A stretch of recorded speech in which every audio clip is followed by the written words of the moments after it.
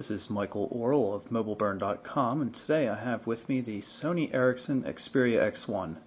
It's the first Windows Mobile powered device put out by Sony Ericsson, and it was actually manufactured for the company by HTC, a leader in Windows Mobile smartphone design.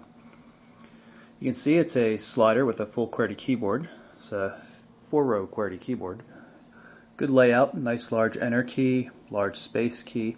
Keys don't have the best feel in the world, but it's actually not too bad, and the layout more than makes up for it. I'm really quite pleased with it. The only thing people might find lacking are the soft keys. When you're in landscape mode like this, there are no soft keys to correspond to the on-screen soft keys. I mean, you of course just press with your fingers, but often Windows Mobile devices have a second set of soft keys here. Of course, when you're in normal portrait mode, you do have normal soft keys here. We have an optical joystick, which is surrounded by a D-pad, which is a nice compromise. But we have some odd keys around here. This is the panels key. We'll show you the Xperia panels soon. A dedicated OK button, and these small triangular buttons for call send and call end, and then the soft keys up here. Design's a little bit different than one we saw in the original prototypes, but it's still kind of oddball. The display on the Xperia X1 is a nice 800 by 480 wide VGA display. It's a touch screen. One of the problems I have with it, though, is it's not flush mounted like most of the HTC devices and even the recent Samsung devices, which means some gunk can get stuck up there in the corners, and it makes it a little less attractive, and it's not as easy to clean. In terms of actual body materials, you've got what looks like brushed stainless finish with chrome type polished finishes. There's your mini USB power and headset port. There's actually a dedicated 3.5mm headset jack, though, which is better for stereo headphones and that kind of stuff.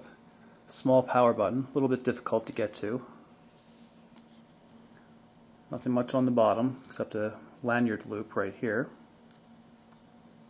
Dedicated camera shutter key. And again, very small volume control. You can see the device slides out on an arc. You can see the curved lines in the design. Very nicely sprung, has very, very smooth action, which we're pretty pleased with. The only problem we have is when it's in landscape mode like this, which sometimes takes a second, as you can see, since I'm flipping it back and forth. But when you're in landscape mode like this, you only have to close it just a little bit before it switches back. So since when you're working on it, sometimes your finger may just compress a little bit and it'll switch back to portrait mode. And since you can see that it's not too quick in moving back and forth, that can be a bit of a pain when you're trying to get something done. On the back of the device, we have not too much. You've got the lens and flash for the 3.2 megapixel autofocus camera. Nice brushed stainless look for the back cover. X1 logo here. Sony Ericsson graphic. Very solid feel overall. Device weighs about 159 grams, it's about 5.6 ounces, about 111 millimeters long, 52.5 millimeters wide, and about 18 millimeters thick.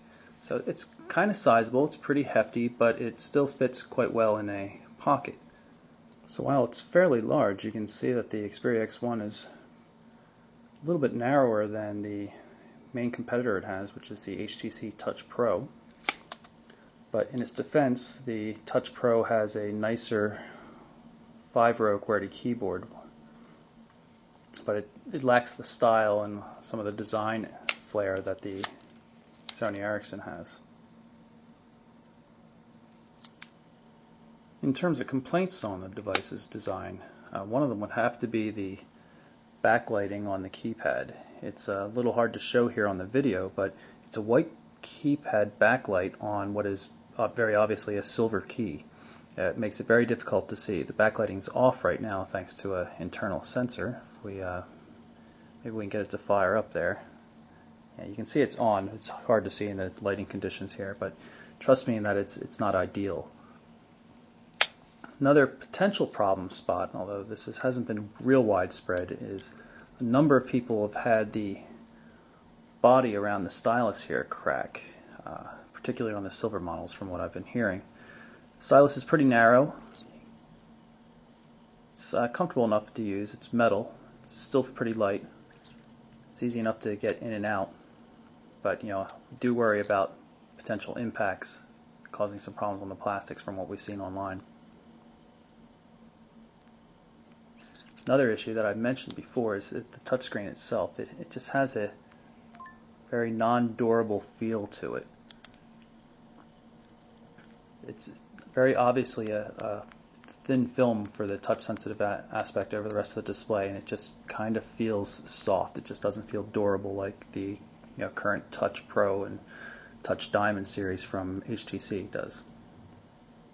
So while the X1 has a really solid feel to it in general, and nicely sprung sliding design, a lot of metal in the body, good heft to it, we have some concerns about it.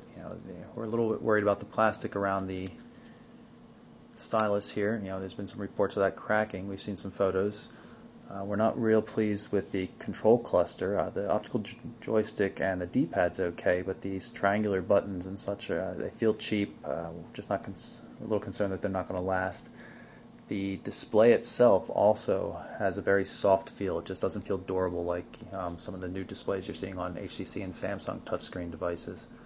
And then there's always the fact that this back comes off too easily. So a lot of things going for it. Nice keyboard in general and everything like that, but just not sure that it's all put together properly.